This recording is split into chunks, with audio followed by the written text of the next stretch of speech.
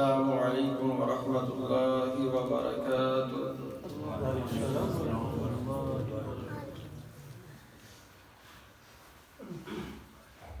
إن الحمد لله نحمده ونستعينه ونستغفره ونؤمن به ونتوكل عليه ونعوذ بالله من شرور أنفسنا ومن سيئات أعمالنا من يهده الله فلا مضل له ومن يضلله فلا هادي له أشهد أن لا إله إلا الله وحده لا شريك له وأشهد أن محمدا عبده والرسول اللهم صل على محمد وعلى آل محمد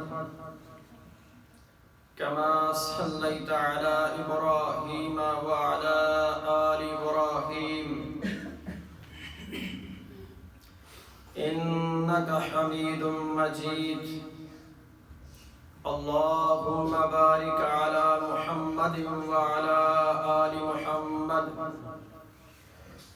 كما باركت على إبراهيم وعلى آل إبراهيم إنك حميد مجيد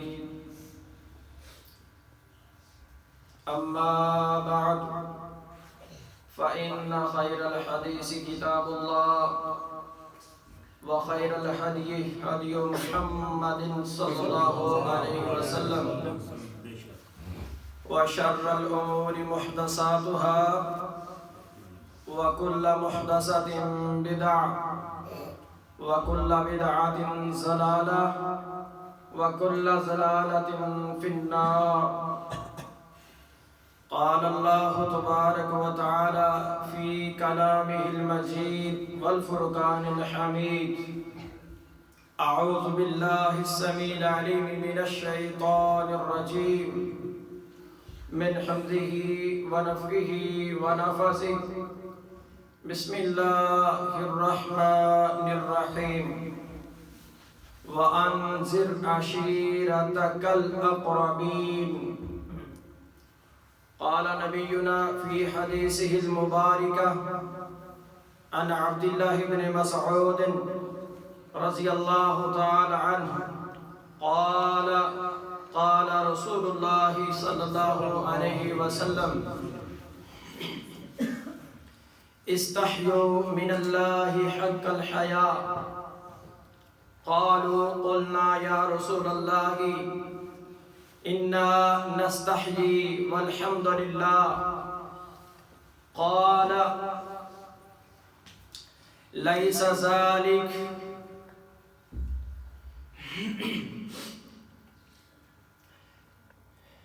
أن تحبط أو كما قال وفي رواية قال رسول الله صلى الله عليه وسلم ولكن الاستحياء من الله حق الحياء أن تحفظ الرأس والوعاء وفي رواية ما وعى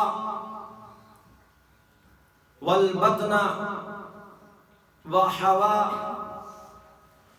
وتتذكر الموت والبلاء فمن أراد الآخرة ترك زينة الدنيا فمن عمل ذلك فقد استحيا من الله حق الحياء رواہ ترمذی۔ نبی کریم صلی اللہ علیہ وآلہ وسلم میرے اور آپ کے لیے آئیڈیل اور نمونہ ہے۔ نبی صلی اللہ علیہ وآلہ وسلم کو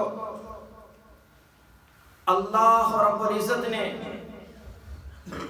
دنیا میں مبعوث فرمایا، اس کی وجہ الہ کلمات اللہ، اللہ کے نام کی سربلندی۔ اس کی دوسری وجہ دنیا کے اندر پاکی اور پلیدی کا نفاذ ہو جائے۔ رسول اللہ صلی اللہ علیہ وآلہ وسلم اور دیگر انبیاء کرام کو بھیجنے کا مقصد کہ لوگوں کے اعمال درست ہو جائیں۔ چوتھا مقصد کہ صرف اور صرف اللہ کی عبادت کرنی شروع کر دیں۔ پانچواں مقصد بھٹکے ہوئے سیدھے رستے پہ آ جائیں۔ چھٹا مقصد لوگ اپنے آپ کو جہنم سے بچا لیں۔ ساتواں مقصد لوگوں کا داخلہ جنت بن جائے۔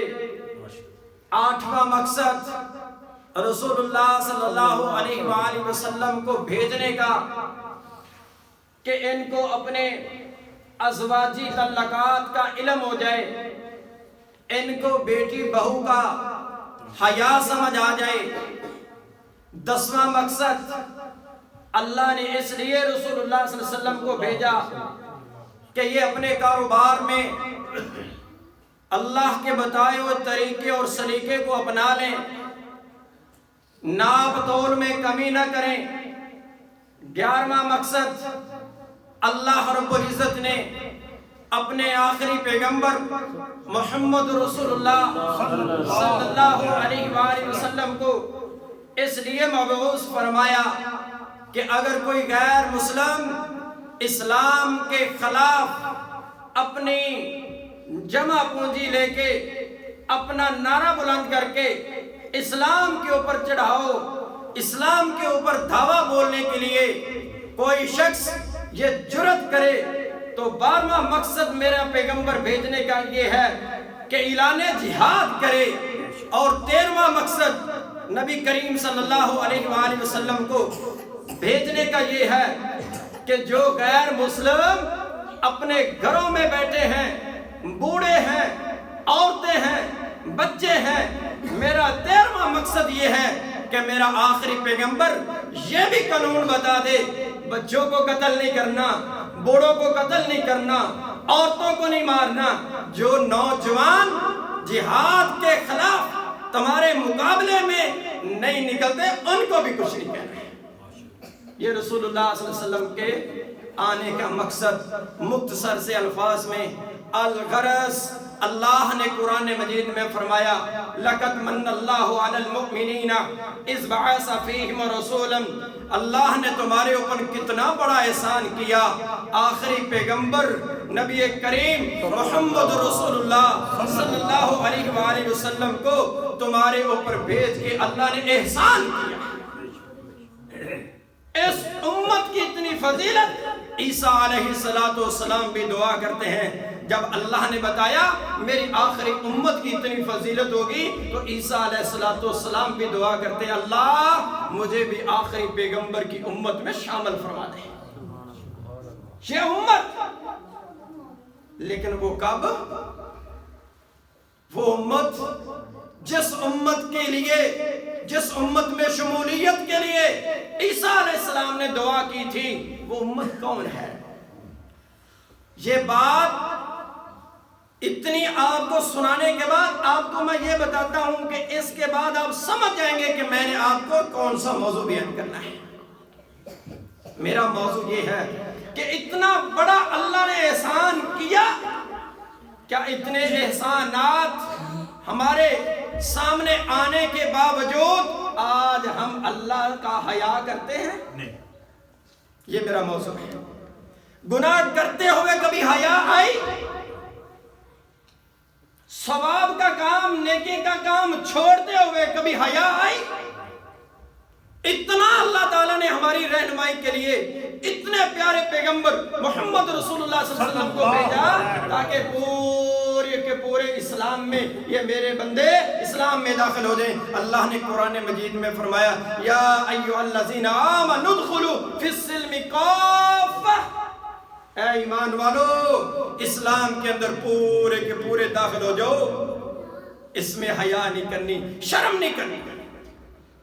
حیا اس چیز کا نام نہیں کہ اسلام کی بات آ جائے تو شرم آتی ہے، اسلام کی بات آ جائے تو حیا آتی ہے۔ اگر بہن پردہ کرنا شروع کر دے تو شرمداری بنتی ہے، لوگ کہیں گے دیکھو جناب یہ اجے پہلے جو تھے نا 2 سال 3 سال 4 سال پہلے اس عورت نے، اس بہن نے کبھی پردہ نہیں کیا تھا، سو جوا کھا کے آج بلی حج کو جا رہی ہے، اس میں شرم؟ اور اللہ کا احسان سمجھو، زندگی پوری گناہوں کی بھری، آخری قدم بھی اللہ تمہیں ہدایت دے دیتا ہے تو اللہ کا احسان سمجھو۔ آج ہمیں یقین جانے اس معاملے میں شرم نہیں کرنی چاہیے، اسلام سیکھنے میں شرم نہیں کرنی چاہیے، گناہ کرنے میں ہمیں شرم کرنی چاہیے۔ اللہ نے قرآن مجید میں فرمایا وَأَنذِرْ عَشِيرَتَكَ الْأَقْرَبِينَ، اے میرے نبی اپنے جو قریبی رشتہ دار ہیں ان کو بھی ڈراؤ، ان کو جہنم کی علامات، اس کی جو سختیاں اور اس کے اندر مصیبتیں، پریشانیاں، آفتیں، وہ جہنم کی ہولناکیاں، ان کو بتاؤ۔ اللہ کے رسول نے بتائیں، صحابہ کرام رضوان اللہ علیہم اجمعین نے سنی، صرف سنی ہی نہیں بلکہ اپنے اپنے گھروں میں جا کے بیان بھی کیا کرتے تھے، میری بیوی، میری بیٹی، میری ماں جی، باپ جی، اللہ کے رسول نے آج یہ بات کہی ہے۔ لیکن آج ہمارا معاشرہ کہاں کھڑا ہے؟ ہمیں شرم آتی ہے، ہم ایک حدیث اگر جا کے گھر میں بیان کرنا چاہیں تو شرم آتی ہے، لیکن جن باتوں سے شرم کرنی چاہیے وہ ہم ان سے شرماتے ہیں۔ اللہ اکبر۔ قاری صاحب پہلے بیان کر رہے تھے کہ گھروں میں جو ہے وہ ٹی وی لگے ہوئے ہیں، سکرین لگی ہوئی ہے، وہاں بیوی بھی بیٹھی، بیٹا بھی بیٹھا، بیٹی بھی بیٹھی، اور سارے رشتہ دار مرد عورت بیٹھے ہیں، وہاں ننگے لباس میں عورت آتی ہے، وہ اپنا جو اس کا نظام ہے وہ کرتی ہے، سکرین کے اندر ہم دیکھتے ہیں۔ کبھی ہم نے کہا کہ مجھے شرم آ رہی ہے بیٹا اس کو بند کر دو، مجھے شرم آ رہی ہے؟ اگر بیٹا باپ کو یہ کہہ دیتا ہے ابا جی، ابو جی، ماں جی، اگر دوپٹہ سر کے اوپر نہ ہو تو رحمت کا فرشتہ گھر میں نہیں آتا، اس سے شرم کر لو۔ کبھی ہم نے کہا آؤ بات سنیے، نبی کریم صلی اللہ علیہ وآلہ وسلم نے صحابہ کرام سے کہا استحیوا من اللہ حق الحیاء۔ میں آخری حدیث جو پڑھی ہے وہی بات کرتا ہوں۔ نبی کریم صلی اللہ علیہ وآلہ وسلم نے فرمایا استحیوا من اللہ حق الحیاء، اے میرے صحابہ، میرے ساتھیو، اللہ سے حیا کرو جس طرح حیا کرنے کا حق ہے۔ صحابہ نے کہا اللہ کے رسول جی انا نستحیی والحمدللہ، اللہ کے رسول جی ہم تو اللہ سے حیا کرتے ہیں، ہمیں اللہ سے شرم آتی ہے، ہم اللہ سے ڈرتے ہیں، ہم اللہ کی نماز پڑھتے ہیں، ہم زکوٰۃ بھی دیتے ہیں، ہم روزے بھی رکھتے ہیں۔ اللہ کے رسول جی ہم تو اللہ سے حیا کرتے ہیں، گناہ کرتے ہوئے بھی شرم آتی ہے، نیکی چھوڑتے ہوئے بھی شرم آتی ہے۔ نستحیی والحمدللہ، اللہ کا احسان ہے۔ اے اللہ کے رسول جی ہم تو حیا والے ہو گئے۔ نبی کریم صلی اللہ علیہ وآلہ وسلم نے فرمایا لیس ذالک، اس چیز کا نام حیا نہیں، اس چیز کا حیا نہیں ہے، اس چیز کا نام حیا نہیں ہے۔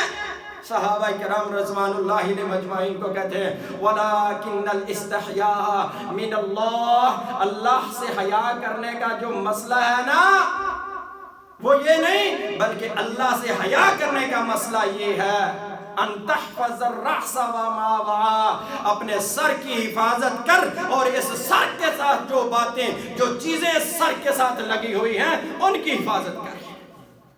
یہ ہے اللہ سے حیا۔ صرف ایک اسی جملے کو اگر ہم سمجھ لیں تو زندگی میں کافی ہو جائے گا۔ اس سر کی حفاظت کر اور اس سر کے ساتھ والی چیزوں کی حفاظت کر۔ سر میں کتنی چیزیں ہیں، آنکھ ہے، کان ہے، زبان ہے، ناک ہے، کتنی چیزیں ہیں۔ کبھی ہم نے سوچا، اللہ کے رسول نے فرمایا اگر اللہ سے تمہارا حیا ہے تو پھر اپنی آنکھ کی حفاظت کرنی پڑے گی، لیکن آج ہم اپنی آنکھوں سے کیا کیا دیکھتے ہیں۔ اللہ سے حیا ہوا؟ جس بات کو نبی کریم صلی اللہ علیہ وآلہ وسلم نے تقریباً 1450 سال سے زائد پہلے ازواج مطہرات کے گھروں میں یہ حکم جاری کر دیا تھا کہ یہ عبداللہ بن ام مکتوم رضی اللہ تعالیٰ عنہ نبینا صحابی ہے، آپ کے گھر آتا ہے، اس سے پردہ کیا کرو، نبینا ہے پردہ کیا کرو۔ امی جی کہتی ہیں اللہ کے رسول جی یہ تو نبینے ہیں، ان کو نظر نہیں آتا، ان کو تو نظر نہیں آتا۔ نبی کریم صلی اللہ علیہ وسلم نے کیا فرمایا تھا؟ وہ تو نبینا ہے، آپ تو نبینی نہیں۔ آج سکرین میں ہمیں وہ سکرین میں ناچنے والے، کودنے والے، بدماشی کرنے والے، عیاشی کرنے والے، فحاشی پھیلانے والے، کیا آج سکرین سے ہمیں دیکھ رہے ہیں؟ نہیں دیکھتے، ہم تو اسے دیکھ رہے ہیں نا، ہماری مائیں بہنیں اس کو دیکھ رہے ہیں، کیا یہ دیکھتے ہمیں شرم آئی؟ ہمیں شرم نہیں آئی۔ اللہ کے رسول نے فرمایا ان تحفظ الرأس وما وعا، اپنے سر کی حفاظت کر اور جو اس کے ساتھ والی چیزیں اس کی حفاظت کر۔ نبی کریم صلی اللہ علیہ وسلم سواری پر بیٹھے تھے، ایک صحابی، میری طرف توجہ کیجئے، ایک صحابی جو ہے وہ پیچھے بیٹھے تھے۔ نبی کریم صلی اللہ علیہ وآلہ وسلم نے دیکھا کہ میرا صحابی کسی دوسری عورت کی طرف دیکھ رہا ہے۔ اللہ کے مفسرین نے لکھا وہ پہچان رہا تھا کہ یہ کون عورت ہے، کی جو ہم لگاتے ہیں یہ نہیں پہچان کے لیے کہ وہ فلاں عورت جا رہی ہے، کون ہے، ہماری رشتہ دار، ہماری عزیز، میری بہن، میری بیٹی تو نہیں۔ رسول اللہ صلی اللہ علیہ وسلم نے فرمایا اصرف بصرک، اے معاذ اپنی آنکھوں کا دوسری طرف پھیر لو۔ آج ہم کن عورتوں کو دیکھتے ہیں؟ ہم نے کبھی حیا کیا؟ میرے رسول نے کل حوض کوثر پر سوال کر لیا تو کیا کریں گے؟ جامع ترمذی اٹھاؤ، اس کی حدیث پڑھو، نبی کریم صلی اللہ علیہ وآلہ وسلم نے فرمایا آدم کی اولاد میں سے، آدم کے بیٹے کے اتنی وقت دیر تک یہ قدم ہل نہیں سکیں گے جب تک 5 سوالوں کا جواب نہیں دیتے۔ وہ 5 سوال کون سے ہیں؟ اللہ اللہ نے پہلا سوال بھی پوچھنا ہے، میں نے تجھے زندگی دی تھی، کہاں گزاری؟ آج ہم زندگی کہاں گزار رہے ہیں؟ ہمارا زندگی گزارنے کا مقصد کیا بن چکا ہے؟ کبھی ہم نے سوچا؟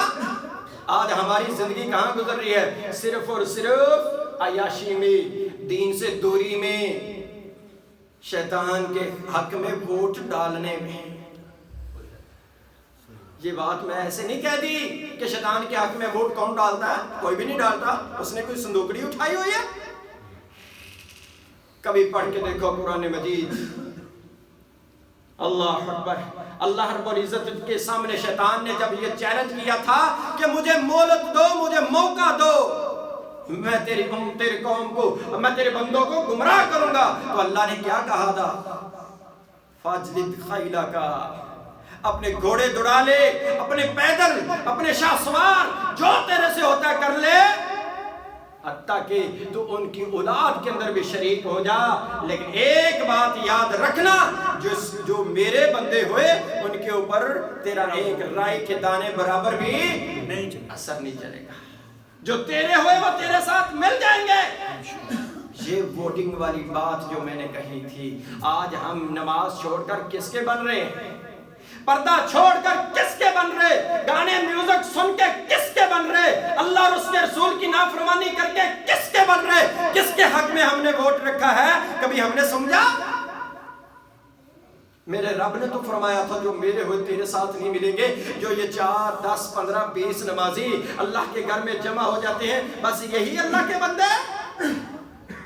کبھی سورہ فرقان کا آخری رکوع پڑھ کے دیکھو، عباد الرحمن الذین یمشون علی الارض ہونا، یہ پورا رکوع پڑھ کے دیکھو، اللہ اپنے بندوں کی نشانیاں کیا کیا بیان کرتے ہیں۔ میرے بندے کی نشانی ہے، بندے سو جاتے ہیں، دوسرے لوگ سو جاتے ہیں، میرا بندہ میرے سامنے گڑ گڑا رہا ہوتا ہے، دوسرے بندے اکڑ کے چلتے ہیں، لیکن میرا بندہ زمین کے اوپر عاجزی انکساری کے ساتھ چلتا ہے۔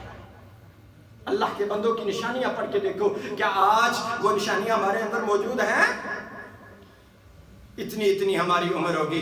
تو بہرحال حدیث میں یہ الفاظ آئے, اللہ کے رسول نے فرمایا ان تحفظ الرأس وما وعا, اے میرے صحابہ اپنے سر کی حفاظت کر لو, اس کو الٹا نہیں گھمانا, اس کے اندر فطور نہیں لانا, اس کے اندر بری سوچ نہیں رکھنی, اس سر کے اندر بدگمانی نہیں رکھنی, اس سر کے اندر بدتمیزی نہیں رکھنی, اس سر کے اندر بری سوچ نہیں رکھنی, اس سر کے اندر اللہ اور اس کے رسول کی نافرمانی کا جذبہ نہیں رکھنا.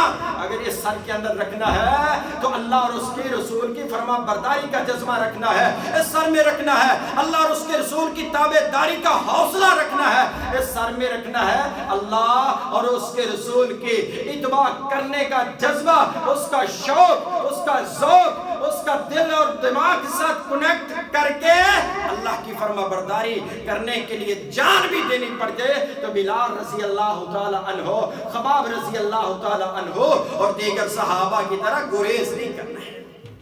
یہ ہے اس کی حفاظت. اور دوسری اس کی حفاظت, یہ سر اللہ نے اپنے لیے بنایا ہے, غیر کے لیے نہیں بنایا. اس کی حفاظت کرنا اے میرے صحابہ, اس کی حفاظت کرنا, یہ سر اللہ نے تمہیں دیا, اس کے اندر دماغ رکھا, اس میں سوچ و بچار کا ایک کمپیوٹر تیرے دماغ میں فٹ کر دیا, اور اس کے اندر کئی لاکھوں جو ہے جی پیز میموری سیو کرنے کا اللہ نے تیرے دماغ میں سسٹم لگا دیا. یہ دماغ اللہ نے تجھے اس لیے دیا ہے کہ یہ صرف اور صرف میرے سامنے جھکے, اس دماغ کو, اس سر کو, اس حصے کو اللہ کے غیر کے سامنے جھکا کے کہیں اللہ کا دیا ہوا مسئلہ اور اس کو بے حفاظت نہ کر دینا ہے. لیکن آج ہم غیروں کے سامنے اپنے سروں کو جھکا کے کیا اس کی حفاظت کر رہے ہیں؟ کہتے ہیں کہ اس کی حفاظت ہوگی. اللہ اکبر. اسی بات پہ ایک اور حدیث سنانا چاہتا ہوں. نبی کریم صلی اللہ علیہ وآلہ وسلم نے فرمایا, نبی کریم صلی اللہ علیہ وآلہ وسلم کے دو ساتھی ایک جگہ سے گزر رہے تھے. آج ہم تو کہتے ہیں نا تھوڑی سی بات ہے, معمولی سا گناہ ہے, تھوڑا سا شرک کیا ہے, چلے کوئی بات نہیں, اتنی سی بات ہے. آج ہم تو یہ کہتے ہیں کبھی کھولو حدیث, مشکات شریف کے اندر بھی یہ موجود ہے, جامع ترمذی کے اندر بھی موجود ہے, مسند احمد کے اندر بھی حدیث موجود ہے. نبی کریم صلی اللہ علیہ وسلم کے وہ دو ساتھی وہ کسی علاقے سے گزر رہے ہیں, وہاں ایک بت ہے اور ایک الفاظ ہیں حدیث کے اندر وہاں قبر ہے. جو بھی وہاں سے گزرتا ہے وہاں کے باشندے اس کو روک لیتے ہیں, کہتے ہیں جب تک اس کے اوپر چڑھاوا نہیں دو گے جانے نہیں دیں گے, اگر جانے کی کوشش کریں گے تو قتل کر دیں گے. اب یہ دونوں ساتھی آئے, ان کو ورگلایا, بلایا, لے گئے. جب وہاں پہنچے تو کہتے ہیں اس کے اوپر اونٹ جو ہے چڑھاوا چڑھا دو. کہتے ہیں نہیں, اونٹ ہم نہیں چڑھانا. اچھا بکرا